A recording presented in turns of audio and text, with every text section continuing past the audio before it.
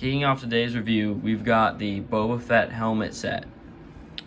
This set is rated for 18 plus and is set number 75277 and consists of 625 pieces.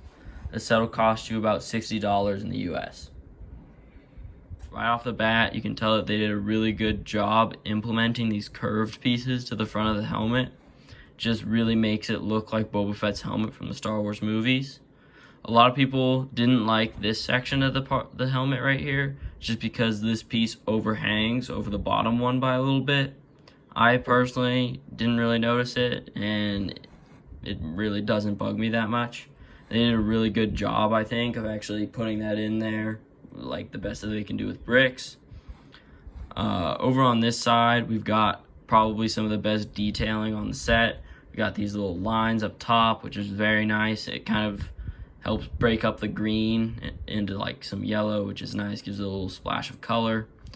This portion right here is very detailed. I like how they got it to face sideways, and that just gives it a very like flush, smooth feeling. They used some gray pieces up top to indicate that like pockmark that Boba Fett has on his helmet. And over here, this is probably my favorite section of the set, just because they've got the studs transferring into the smooth pieces very nicely, and then this grill in the back just adds a whole nother layer of detail to the set that I don't think was necessary, but it still looks amazing. On this side, we've got the rangefinder. I can go up and down. I personally like the rangefinder up, but if you want the rangefinder down, you can go for it. I think they did a really good job of just using these like kind of cheese wedge pieces to just give it a nice like flush feel up against the side of the set. It doesn't feel like it's sticking out too far. One thing that surprised me about the build process is that building the set is actually a lot like building one of the brickhead sets. You just kind of build like the inner framework, and then you just kind of stick on each section individually, and it all comes together really nicely in the end and looks awesome. The only thing that I think could have made this set better is if they had included a Boba Fett minifigure.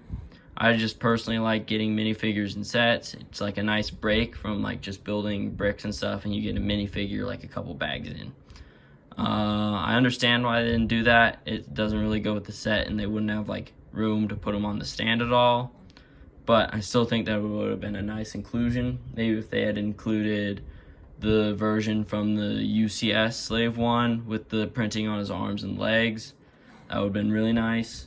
But still, understand why they didn't do it. If you liked today's video, please like and subscribe. It'll really help the channel out, and stay tuned for more set reviews.